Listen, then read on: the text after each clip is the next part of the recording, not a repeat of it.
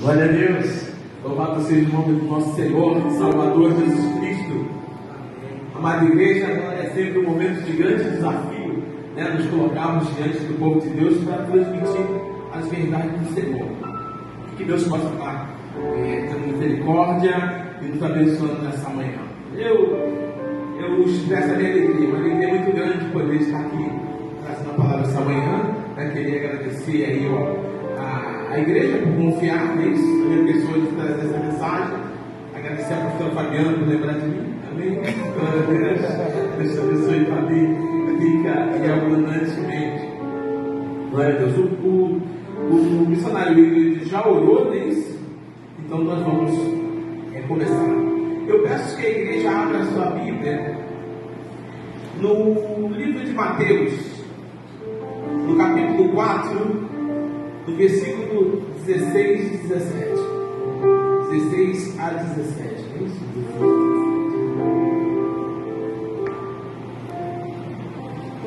4, 16, 17. Amada igreja, nesse momento, quem vos fala, pastor Valentim, eu me coloco agora não como pastor Valentim, que vocês me conhecem aqui da escola bíblica, A minha esposa me conhece como marido, meus amigos me conhecem. Agora eu sou um instrumento de Deus para levar a você uma palavra de vida.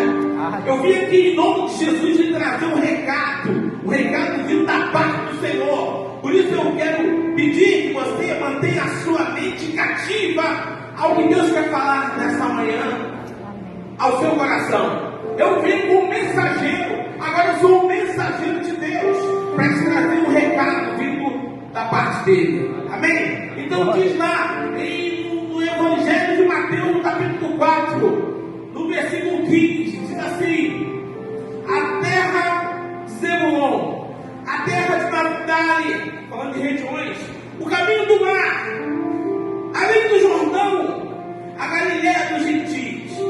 Versículo 16: o povo que vivia em trevas viu uma grande luz, e aos que viviam na região da sombra da morte resplandeceu a luz. Daí em diante, Jesus começou a dizer: arrependam-se, arrependam-se,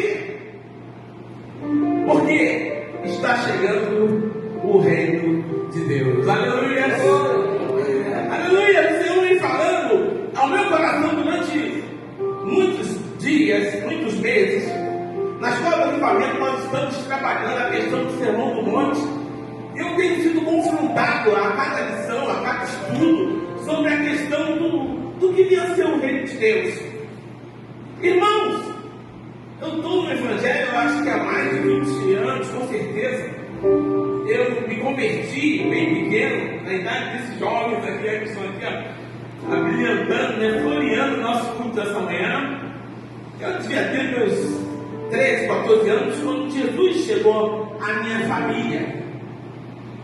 E a partir dali, me veio uma pergunta, que até os dias de hoje eu busco uma resposta. Ou melhor, que até os dias de hoje eu construo uma resposta. Aí que pergunta é essa, pregador? Que pergunta é essa? Quem é Jesus? Quem é Jesus? E o que ele veio fazer aqui nessa terra? Qual é a missão do Cristo nessa terra? Então, irmãos, em cima dessa pergunta, quem é Jesus, eu quero que vocês guardem nos seus corações, e que no final dessa preleção, dessa meditação, os irmãos possam ter também construído alguma resposta. Nós vamos trabalhar nesta manhã. O que eu pude perceber nessa minha busca é que os homens não conhecem Jesus. Não é isso? Os budistas não sabem quem é Jesus direito, o que Jesus fez. Os budistas não sabem quem é Jesus. Os muçulmanos dizem que Jesus um profeta. Os judeus, até o dia de hoje, buscam ou estão esperando o Messias chegar na terra. Eles também não sabem, meus irmãos, até o dia de hoje, o que é, quem foi Jesus. Os ateístas, eles não sabem quem é Jesus. E levantam diversos níveis de teorias, mas não sabem quem é Jesus. E às vezes, meus irmãos, até infelizmente, muitos dos cristãos que estão aqui presentes, ou eu mesmo, eu tiro por mim, não sei quem foi Jesus, ou quem é Jesus. Irmãos, pega essa resposta. Alguns diziam aí no passado que Jesus era um filósofo. Outros diziam que Jesus era um poeta. Outros disseram que até Jesus era um comunista. Vai lembrando aquela música de Vencedores por Cristo, pastor Antônio. É filósofo, poeta ou comunista? O mesmo hippie já se disse até sobre Jesus. Amém? Então, inúmeras são as perguntas, as respostas sobre a figura de Jesus. E eu fui buscar essa resposta na palavra de Deus. A Bíblia fala no Velho Testamento sobre Jesus. O Velho Testamento, ou o Antigo Testamento, ou o Pentateuco, ele aponta para a figura de Jesus constantemente. Todos os profetas apontam para Jesus. Todos os reis apontam para Jesus. Toda a manifestação do dito Antigo Testamento, não é isso? Todas elas apontam para a figura de Cristo.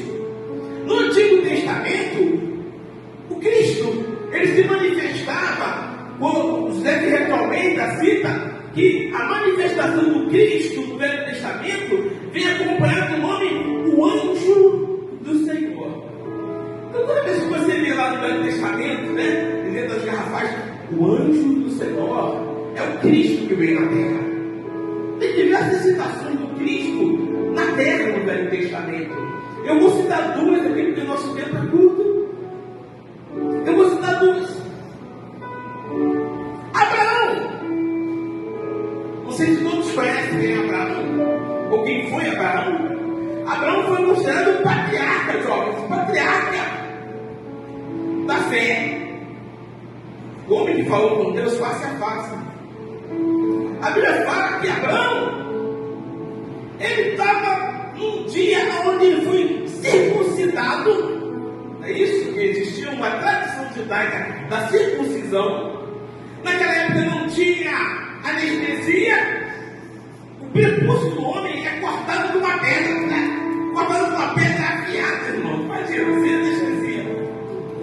E aquele homem tinha que ser curado por si só, ou usando lá algum tipo de unguento. Mas o que eu quero dizer? Abraão, no dia mais terrível, segundo os rabinos, né? Segundo os rabinos, Abraão, no dia mais dolorido, porque Abraão tinha uma coisa: o Abraão, ele gostava de ajudar as pessoas. Então, viu um viajante, ele já corria para atender o viajante. Ele era uma pessoa solícita. O que Deus fez? Abraão se dá com cuidador. Hoje é o dia mais pesado do prepúcio, do corte do prepúcio. Eu vou te deixar em casa, fechadinho aí, para que você não vá atender ninguém. O que Deus fez? Os estudiosos dizem que Deus fez o sol aumentar de maneira tal, o calor era tal, e ficou insuportável para qualquer pessoa, e tentou deixar Abraão preso ali. Naquele mesmo momento ali, que Abraão está ali, dentro da sua cabana, aparece três anjos, três seres celestiais. E Abraão, meu irmão, sai correndo.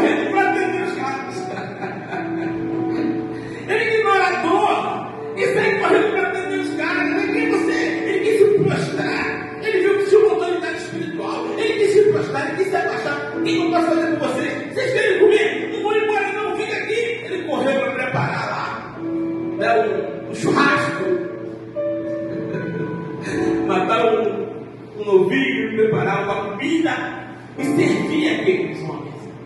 E aí, há um diálogo entre Abraão, entre Sara, sua esposa, que já tinha mais de 100 anos, e que Deus prometeu que ia dar para ela um filho, e Abraão, a sua descendência, que é o povo de Israel. Amém, queridos? E hoje passa por essa guerra que nós estamos enfrentando. Diz a Bíblia que a mulher de Abraão duvidou, ela riu. Ah, caramba, esse cara tem mais de 100 anos, eu sou uma idosa. Ela riu e disse que ela está com brincadeira. Está me contando uma história. Mas da palavra de Deus, para Deus, não é nada impossível. Aleluia.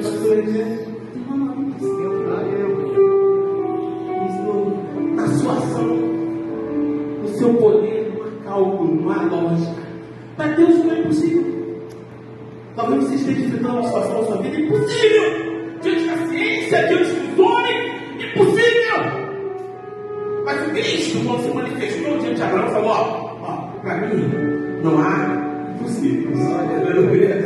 Louvado seja o nome do Senhor. Jesus aparece em forma de anjo para Abraão. Depois nós vimos no livro de Juízes, que é um outro livro do Velho Testamento, Jesus aparece para Gideão. Diz a Bíblia que o povo de Israel passava por um problema de conflitos com outros povos, sendo saqueado constantemente das suas riquezas, e Deus mandou uma solução para esse homem chamado Gideão, e deu um encontro do anjo do Senhor. Do anjo do Senhor, e a figura do Cristo, e chega para esse homem que a Bíblia diz que era um covarde, que era um cara escondido, amedrontado, ameaçado. Às vezes a gente sofre ameaças na vida, irmãos. Ameaça de separação, ameaça de desemprego, ameaça de uma doença que te pega de uma hora para outra. Mês passado eu passei uma perda, meus irmãos. Eu passei uma perda mês passado. Aí, irmão, estou em casa. Daqui a pouco eu olho no espelho, aparece um caroço no meu pescoço. Eu falei: Jesus, misericórdia. Aí essa irmã até falaram: a Vivi é aquela mulher direta, né? Igual eu estou vivendo aquela mulher direta. Pastor, você me falou de fé aí, está comendo um caroço.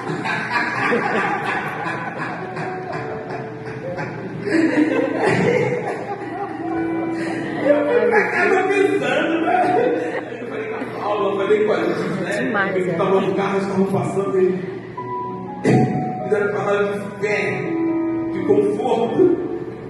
Irmãos, você que se precisar de mim fazer exames, aí botaram naquela análise de tomografia computadorizada. O médico chegou e falou: olhou para mim, não sei, não, vai lá ver isso aí. Eu falei: Deus, quando eu vi aquela maculata na frente, me botar um contraste assim, caramba, e agora? O coração vai assim, mas calma, moço, não é todo mundo não. Aguenta. Eu fui, irmãos. E depois saiu os exames. Depois de mais de uma semana, depois de muita oração, nessa hora a gente começou a buscar. Tinha um monte, pastor. Um monte toda hora subindo um monte desse monte. Eu parecia lá os anjos da escada de Jacó.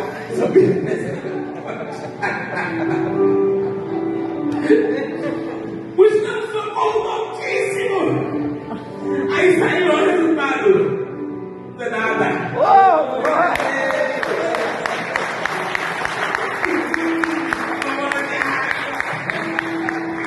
E agora desapareceu. Milagrosamente a bola desapareceu. Então o anjo de Gideão, ameaçado, amedrontado, com medo,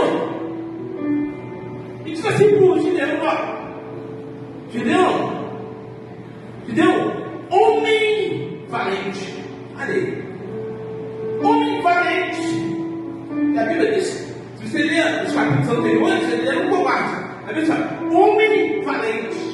O conceito que Deus tem sobre a tua vida é que você é uma pessoa vencedora.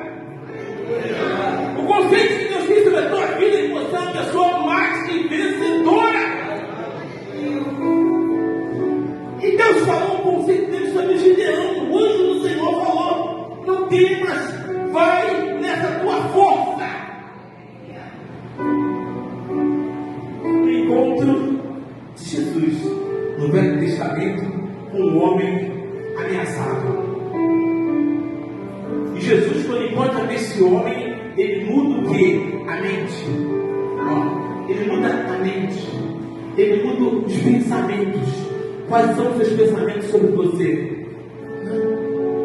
Quais são os pensamentos que atualmente te atormenta? Quem atualmente fala sobre você? Deus falou que Gideão era um homem valente. Aleluia! Aí, irmãos, eu continuei minha pesquisa e fui procurar ver o Cristo. Quem é o Cristo? No Novo Testamento. E no Novo Testamento a figura muda. Porque enquanto no Antigo Testamento a gente tem a promessa, a revelação, a aparição de maneira milagrosa, no Novo Testamento o Deus se fez carne. O Deus se fez carne e habitou entre nós. O amor dele foi tão grande, ele mandou mensagem, ele mandou recado, ele mandou profeta, ele mandou ele veio aparecer para alguns. Daqui a pouco eles não nos basta. Eu vou lá conhecer o que eles passam, qual o peso dessa carne, qual o sofrimento deles, qual é a dor que eles estão passando. Quem está perseguindo ele na escola? É verdade. Quem faz o bullying? Eu vou lá tentar entender o que essa alma passa. E ele veio aqui na terra, amados. Ele veio aqui na terra. E a primeira mensagem que ele passa, ele estabelece a constituição dele, que é o Sermão do Monte. Mas Jesus faz a primeira pregação de Jesus. A primeira pregação de Jesus foi o seguinte: foi quando, meus irmãos? A primeira pregação de Jesus foi quando ele, vindo do batismo de João Batista, do Jordão, ele passa para o deserto e é tentado pelo diabo. Diz a palavra que o Espírito de Deus o conduziu ao deserto. Ele é tentado, e daí ele vence a tentação e vence o diabo no deserto. Ele vai para a sinagoga, é isso? Em Belém. Como já era de costume. Por quê? Os judeus, eles ficam na mesma sinagoga. Se nós formos comparar igreja, desde pequenininhos assim, bem, até morrer. Ele não muda a sinagoga. Então, Jesus, tomado pelo Espírito de Deus, ele faz a sua primeira pregação, que está lá, meus irmãos, em Mateus.